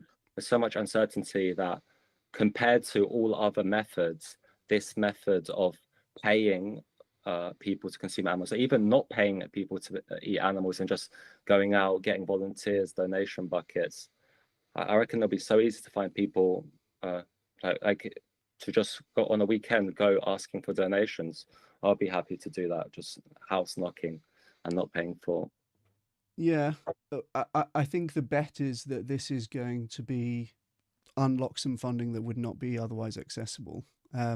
So there's, because for me, I have been saying about this, like the proof will be in the pudding. It's going to come down to some empirical points which are uncertain. And now you could say that FarmKind should have, you're doing on expected value, right? You can have some estimate of how likely this is to exceed, how much you might raise. I don't know what their target is for fundraising, by the way, but presumably there is some amount that if they were, the current annual movement budget is $300 million, right? So let's say that they raise $1 billion and quadruple the budget of the animal movement, and there's, you know, some like kind of trivially small, let's say, impact on vegan or like Veganuary participation or the number of people going vegan or something like that. Is there a point? Because there's certainly in the reverse case, let's say that it doesn't raise any money and it does have quite a big impact on Veganuary or veganism. Retrospectively, I would say, okay, we got that one wrong, right? Like the bet didn't come off, it wasn't well executed, or the expected values were wrong. Is there a case where there would be kind of enough money raised that you would say, okay, fair play, then JJ DeLion can have his go because we quadrupled the budget? Yeah, and maybe if I was going to ask you another hypothetical, then if, for example, yeah, the outcomes we don't know, but well, but if they were very successful, would you retrospectively say fair play or still no? Well, because we don't know the outcome of the cruelty. Well, I'll say like the options which don't finance animal farming, because I think it's a good idea generally to get donations from people. So why have they jumped to this option straight away? Yeah, that's so you're saying like even if they do raise $1 billion, we won't know that they couldn't have raised $1 billion from some other method through paying a bigger influencer than J. DeLion, who got his 300 likes, where, you know, that's not a lot of likes for an influencer to get on a post, and 12 comments, and then he's going to consume, you know, a sentient being, an individual with their own preferences, and FarmKind is paying him to consume this individual. And then it's also about them, you know, yeah, we just don't know that. Like even just getting donations without any funds going in could also unlock similar funds to paying J.D. Lion to consume a sentient being. Yes. So the uncertainty is absolutely true. Like we don't know how much it will generate, how much more it will generate than other approaches, and how, like, what the harm will be as well. There definitely is some uncertainty. I guess that one has to try to make judgments with that uncertainty in place, right? Where you're like, What's the expected value? Are we expecting this was going to be worthwhile or not? And I think that my intuition at the moment is still that it will generate enough counterfactual donations to offset, certainly I think offset the suffering caused by the eating challenges themselves, which again, I think, is just going to be a trivial number of animals in the grand scheme of things that these 3 guys are going to eat. The amount of donations needed to offset those animals specifically is going to be not very much at all. I would be more concerned about like the wider implications of, are people more broadly going to read these headlines and think that they don't need to go vegan or something like that. So if there was, would your position be the same? This is sort of the bullet which I was asking, the hypothetical, that would you pay with an organization paying JD Lion to, consume humans when there's so many different options? Even I think if there was good reason to believe that this is going to increase the budget of the human movement to such an extent that it's pulling the lever on, 1 million humans versus 1 or whatever it was, I think I would have to say yes. But yeah, what I say about this situation is that I don't think it's clear that paying people to like as FarmKind, I don't think they provide anywhere on their website that funding animal farming will increase their budget compared to all other methods, why they've gone for that method. So the idea is that you're reaching people who are not currently at all to do with farmed animals, right? You have like the 5% of vegans, and presumably we're pretty good for giving donations, or to some extent anyway. But you've got 20 times as many people who are not that, and so. Could you say that again? Reaching 5% of people that are not. So if you're drawing donations from the 5%, let's say tops, who are vegan, yeah, it's just a way bigger market, right? Let's go after the 95% who are not vegan, and even if they're 20 times less likely to donate, it's going to end up being half our funding. But yeah. So what I'm actually asking is, why does FarmKind think it's better to pay people to consume animals? Why do they think that will unlock more funding? Because you can reach the same people without paying to consume animals. I think that they're thinking that you can't. I think that they're thinking that there's going to be some people who are not going to engage at all if the campaign is anything like, oh, they were really eating plant-based all along, or something like. And there certainly will be people like that. Like, I've sent the campaign to a few people, and people are like, oh, okay, this is interesting, right? Does more than Veganuary, and I think they've deliberately, and I'm sure at some discomfort to themselves, because as far as I know, most of the people involved with the campaign are vegan, although they're not necessarily saying that very loudly in media, because it's sort of part of the theory of change to not have it look like a vegan thing. So I think that they're betting there are people who you actually can't reach unless you say, we come in peace, this is absolutely not asking you to go vegan, or to have anything vegan coded like that. Yeah, I've not seen it enough. I've not seen enough, from them to, because I can just think of so many great initiatives, and even that don't require money, to try and reach people that, support animal farming. To try and reach people that support. Oh, I see what you mean. Yeah. To try and reach non-vegans for donation asks. So many great initiatives where you could use money to reach people that non-vegans, that's people who support animal farming. Yeah, I mean, there's also a question of scale in terms of, like, some things are going to be better return on investment than others, basically, right? You're going to have, if you put out online ads that are just straight up asking people for donations, there's going to be some expected like return on investment. Each dollar you spend on adverts, you're going to get 3 back in donations or something like that. And I think that by going after such a atypical market, they're hoping that there's just so much untapped donation ask that you can reach if you do a lot of like, we're not vegan signaling, that is just not reachable if you at all smell of tofu, But do you think it's possible to do non-vegan signaling without consuming animals or without financing animal farming. Because I keep on saying that. I can think of so many initiatives where you could do non-vegan signaling without, financing animal farming.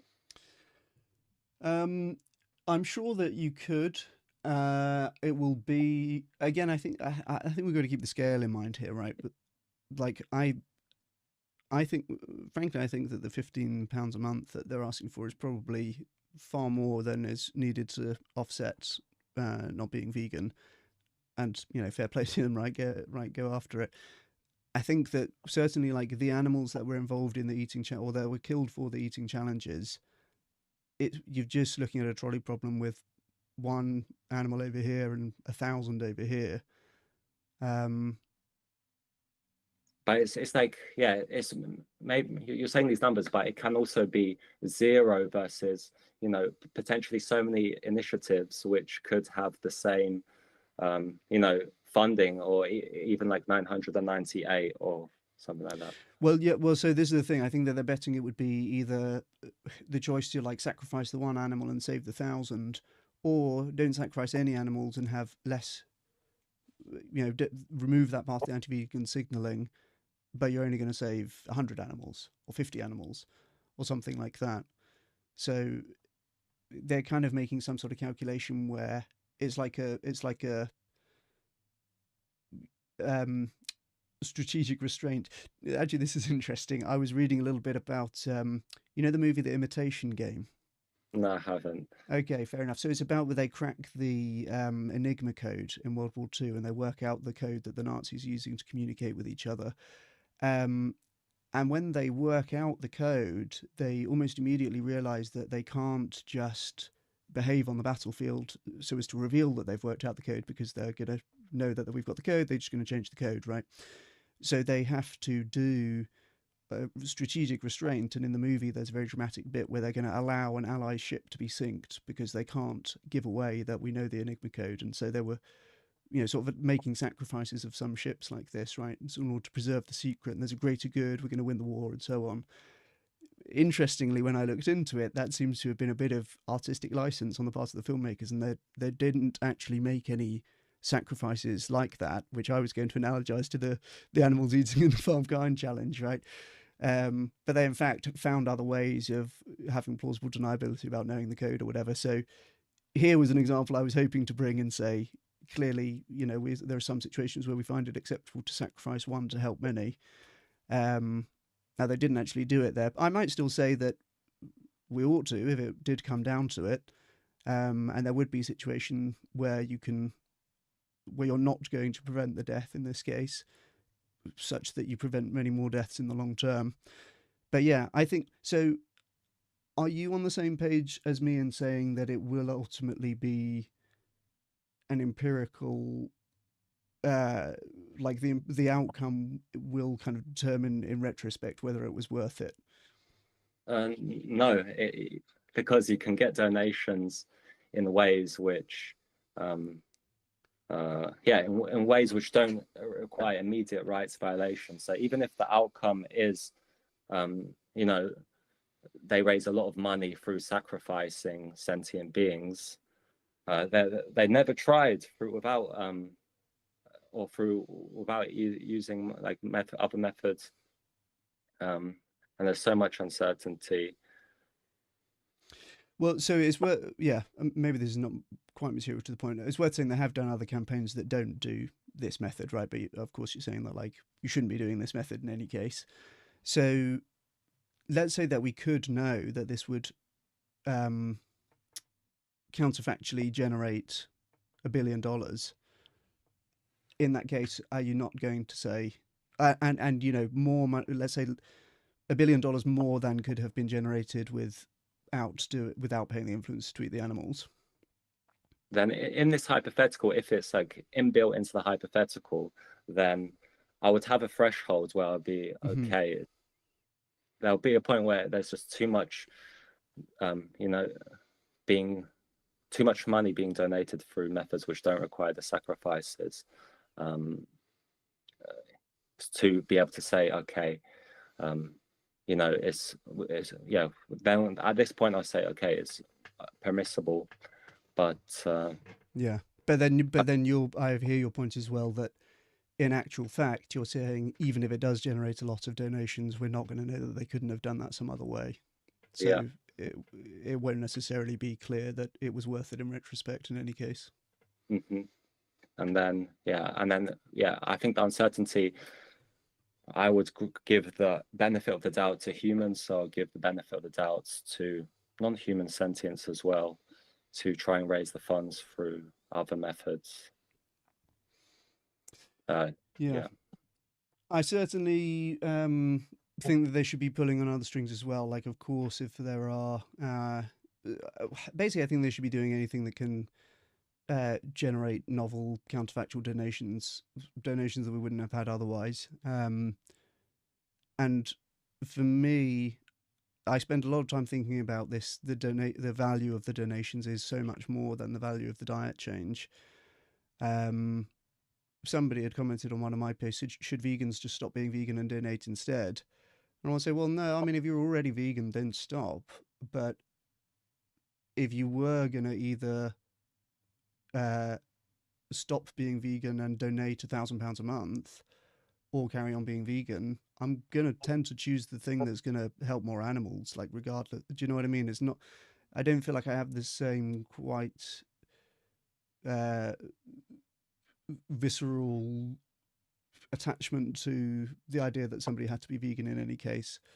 Tobias Linnett had a thing where he said, you know, I would eat a steak for €1,000 because I could donate it and help more animals, that kind of thing. That's my kind of view on the donation or diet change. Now, of course, you can do both, right, in practice, but yeah. But yes, but would you say your personal, you know, intuition is that paying, you know, influencers such as JD, Lion, paying, you know, philanthropic money, presumably they paid software developers to make that game that I showed during my presentation, where it's just, you know, where they say things such as what was it? It's so difficult, you need planning, stuff like this. Do you think all of that, does your gut intuition say that that will unlock so much more funding than really great initiatives where it's about a non-vegan, you know, maybe even being paid to visit a sanctuary or something like that, do a reel where FarmKind, they know what's being put into the reel, no misinformation, and then he's going to be like, okay, I'm going to go home, still consume animals, still violate, well, he won't say that, but please donate. Is your like personal gut intuition that those methods where it's JD Lion 300 likes? Yeah, I think yeah, I think we probably all wish that the posts had done, or well, perhaps not. Hey, done better and reach more people. Perhaps some people don't wish that. Again, I think it's about like the whole campaign is designed. It's like a landing page for someone who's coming there, probably as well. We don't attach too much to it, but the thing I have in mind is like a skeptical dad who's like the relative of someone who's doing Veganuary, and they've you know, I was talking earlier about people almost doing the donating to own the vegans, right? What about if anti-vegans cotton onto this and start saying, I'm donating £1,500 a month, so I'm doing more than 100 vegans put together, vegans owned, right? That's a great, that'll be a great outcome from my perspective. I think there's potential for like some just like some of these kind of like public heels. You know, I was talking about like Dan Bilzerian, right? Let's say that he just does a big expensive own the vegans, and in the process just gives us a ton of money that we wouldn't have had otherwise. I think that, you know, I'll take his money, right? So yeah, I would have framed it completely different rather than making vegan being a negative thing in this sort of example. It could be like do even better than these pesky vegans, or you know, something like that.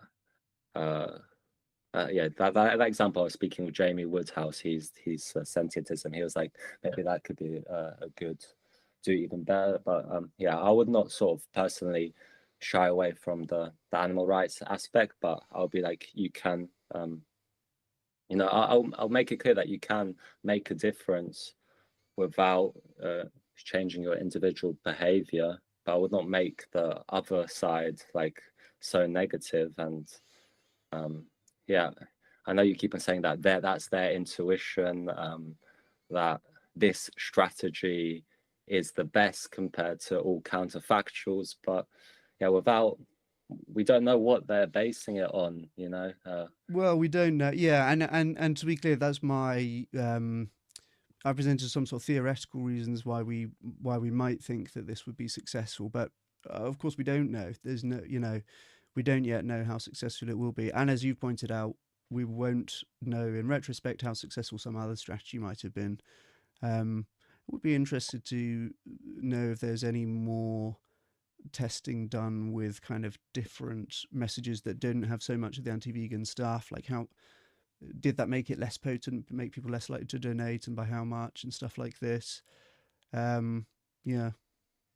But I can't remember if you answered my question. Is your intuition that that game, that post is better than so many other methods which would not entail rights violations?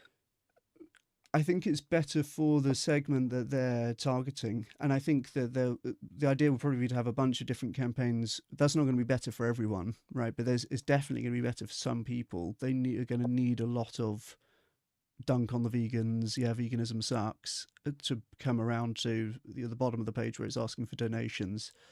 So yes, for some people, I suppose is the answer. But not, you know, clearly not for you and me, right? It's not.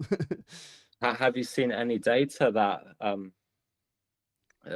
yeah, if someone is, you know, acting in their behavior is acting towards, well, their individual actions are against an issue, and then sort of dunking on that issue makes them donate to the issue, if that makes sense?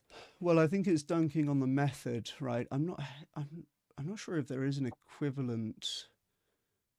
I'm sure there are like some equivalents to veganism where the sort of cost to entry to some movement or issue is to make what is for most people like a pretty substantial lifestyle change that most people are not even going to consider, right?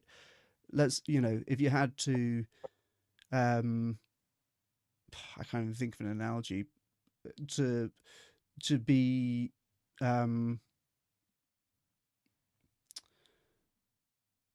if there's some, if the point is there's some huge personal cost, or, you know, self-perceived, right, as the cost of entry into caring about some issue, I think that that's the reason why there are far more like leftists than there are vegans, for example, because you can kind of call yourself a leftist without actually having really to do anything. Whereas when the cost of entry is what is for many people very high, then they're not gonna then go further to thinking about, can I donate to this cause and stuff like that. Yeah, because I was speaking with Dr. Faraz Harsini, who mentioned me. He was like, I can quote him. I think, yeah, he said that he knows the study, but he was like, people will, for example, if someone consumes eggs, they will donate to industries. They won't donate industries, you know, to industry where egg exploitation industries. They'll donate to, for example, to Kashmir. So industries which are not actively, you know, supporting themselves through their behavior. That's a really interesting point. I've thought before that it's very easy to get public support to like ban foie gras, for example, because nobody eats foie gras, so nobody cares about defending it. So it's slim pickings in that sense, right? So maybe it's easier to get like people who don't eat pork for religious reasons to donate to some pig welfare campaign, for example. Yeah, I hadn't thought about that angle. It could be some sort of patchwork of people who don't eat different things donating to those specific animals, I guess. But yeah, yeah, you're saying that your gut intuition is that what their method is the best to reach non-vegans. Okay, yeah, I don't have that intuition that it's possible, through non-supportive of animal farming methods to reach the same amount of people. Non-vegans. Fair enough. Yeah, I'm thinking of a specific. There's sort of a set of people who are going to care about the issue, but are not going to be willing to go vegan. I'm thinking of people I know personally who are like very much activists and care about social issues and love going to the protests and so on, and have veganism as the blind spot. I'm sure we all know people like this, and again, I think it's just because that is quite a high price of entry for most people. And I can think of people that I know who will be very defensive about the idea that they ought to be vegan, and really might require JJ DeLion to eat a goat before they kind of let their guard down to engage with any kind of pro-animal campaign. So I guess it is coming down to I don't have strong data to say that this is the expected amount of donations, or there's this demographic who definitely would engage when they definitely wouldn't have otherwise. But yeah, my sense is, and in my view, time will tell if this was a successful strategy, and there could be situations where it really doesn't generate much donations, in which case I think the FarmKind team themselves will be saying, that wasn't worthwhile, right? And I think the opposite is possible also. But yeah, I'll share my screen just again. 1 minute. I'm curious what you thought of the argument where I was trying to steelman FarmKind, whether you would agree with that or not. I'm allowed to.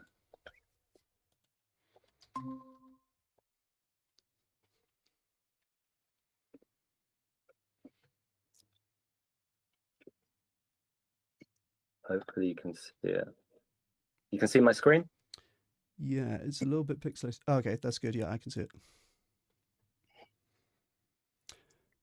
Yeah, so if FarmKind's Forget Veganuary campaign has a higher chance of reducing total rights violations or suffering over other types of campaigns that FarmKind could deliver, then FarmKind's Forget Veganuary campaign is defensible. So I guess that you're saying that you disagree with this, but that you would agree with it if it had a much, much, much, much higher chance of reducing total rights violations, right? So I would say if it has got, so first of all, it's, in the premise, it's just reducing total rights violations over other types. So if it's a small reduction, okay, I would not accept the sacrifices. So if it was, almost, I would not accept that. If there's just a small reduction in rights violations or suffering compared to other campaigns, and then then premise 2, FarmKind's Forget Veganuary campaign has a higher chance of reducing total rights violations or suffering over other types of campaigns. So yeah, I don't think P2 is true. So it's not clear why campaigns that don't finance animal agriculture are less effective.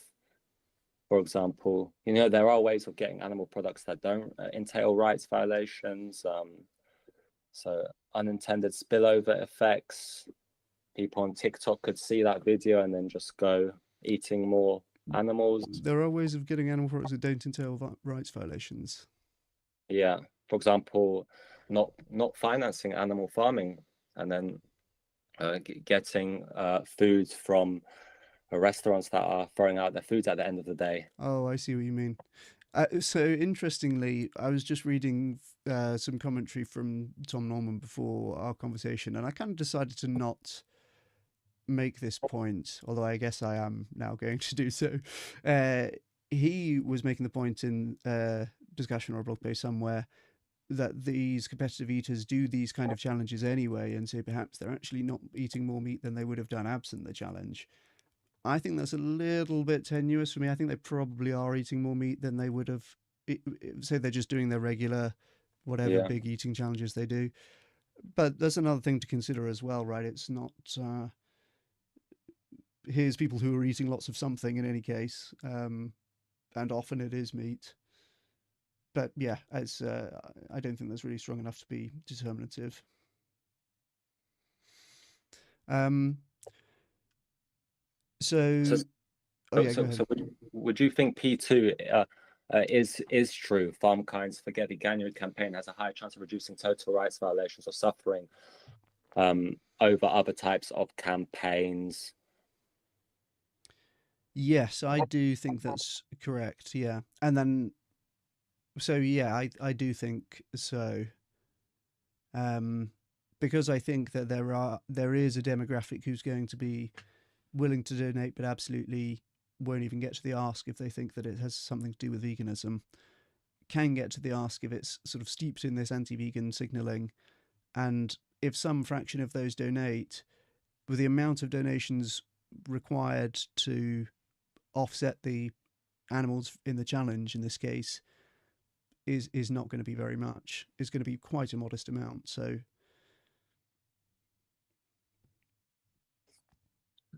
okay, so yeah, I don't think P2 to be true. So yeah, for example, if I personally would not advocate to I would not consume food from restaurants, just so people know. But if FarmKind was to get animal products that in ways that don't entail rights violations, you would think that would still be less effective than them paying for animal farming, for people to consume animals. Sorry, 1 second. Yes, I think it would be if that was like part of the way that it's presented. And who knows? Perhaps they did do this, right? Perhaps all of those chicken nuggets that JJ the Lion ate were going to get chucked out otherwise. But I think this is a bit like them being vegan. If that is the case, they can't really say it in any of the public communications about the campaign. Because if they were like, we're going to have these competitive eaters eat this meat, by the way, it's all meat that was going to get thrown out anyway, you know you're not going to get the donations out of those people who are allergic to veganism if they sense that it's. Do you know what I mean by that? Well, yeah. Well, maybe if they, yeah, I don't know. So it's intuition based, and it's so much uncertainty that I just default to not having the sacrifices. Yeah, that's fair. I mean, there is a lot of uncertainty. I can't argue with that. And maybe it's something like appetite for risk. Basically, it's almost like it's a big gamble, really. It could be the case that this doesn't come off. I kind of see their theory of change. I think that trying to generate a lot of counterfactual donations from a demographic who are not going to go vegan anyway and who are unlikely to engage in other cases, I think is an admirable goal and like well worth trying to pursue. But I will say about this as well, and perhaps we should move towards wrapping up, so we're going on 2 hours. Yeah, no worries. I will say about this as well. I don't think that. Yeah, well, for me, I think that the proof will be in the pudding, as I keep saying, right? And it will be if they do manage to generate a lot of donations, then it will have been worth it. And if they don't, then clearly it won't have been. Yeah, no. Yeah, I will. Yeah, have the opposite position that even if they do get donations, we don't know the counterfactual, what could have happened, and yeah, I would not say this is a sound argument. I would not. Yeah, yeah. I would even have, for it to be a sound argument, I would have to adjust the first premise to say a high chance, well, almost certain of significantly reducing total rights violation above a threshold, to make the sacrifices, which I think normally are immoral, to then become permissible. And I don't think they've done it enough, research or provided enough evidence that there's no other way that somehow paying for posts of JD Lion to consume a goat is more effective than other, options which, they, I know you bit the bullet today. I'll be interested if the FarmKind team would also bite the bullets as well, with regards to paying for, individuals to consume products from human rights violations, if there were, initiatives which could be done without that. And it's all uncertain which sort of methods will get the most donations. But I think that they could definitely reach out to influencers, non-vegans with big presence. A vegan camp out, for example, there was, I know that created a big storm. There was a non-vegan there who was sort of trolling vegan camp out, but that's a bad example. But yeah, I think that it's definitely possible to reach someone with a big presence who's non-vegan, and yeah, encourage them and their followers to give donations. And also, I think there's even, it's also not clear that the Forget Veganuary campaign is better at reducing donations compared to just not, doing initiatives that don't require any money as well, because there could be unintended spillover effects. So yeah, I think I'll wrap up there. I'll stop showing my screen. Yeah. Fair enough. Okay, yeah. And I'll say broadly, I don't think, well, a couple of things. First of all, I wouldn't expect, and I almost wouldn't want most vegans to be in agreement with this. I get that it is very unintuitive and just going to like violate some people's ideas of what's okay, period. So I'm not surprised that, and I wouldn't necessarily want that. That most vegans, I'm not surprised that most vegans disagree with me, and I wouldn't necessarily want them all to agree with me. And the other thing I'll say about this strategy is that it is contingent and time limited, and it's only the case that this is worth trying because the value of donations is so high on expectation, that it is the case currently that modest donations can offset the amount of animal suffering caused through our diets. That won't be the case forever. There will come a point where this whole strategy becomes sort of self-detonating, because of course if everybody thought that they could just donate and not have to do anything to change their diet, well then where's the meat reduction coming from, right? Clearly somebody has to be eating less meat. So there will come a point where it ceases to be the case and the theory becomes sort of eats itself. But I think we're a long way from there still. I think that my expectation for potential money raised this way is sufficient to take the risk of the downsides, but I understand that that's not your view, and that's not a lot of people's view as well. So yeah, I really appreciate again, Patrick, you taking the time to debate. I think we've more of a discussion. We said, yeah, more of a discussion. Yeah. You're going easy on me, aren't I? No, I think we've done a good job of modelling friendly and productive disagreement in the movement, and I do think that butting our intuitions up against each other and sort of challenging each other to justify things more and go and look for evidence and explain it. I've enjoyed the process of preparing for this debate and putting it all together and going through it with you. So yeah, thanks so much for the conversation. I appreciate it, and yeah, hopefully we can stay in touch. And yeah, best of luck with everything. Absolutely. To you too. Thanks so much, my man. Take care. See ya. Speak soon.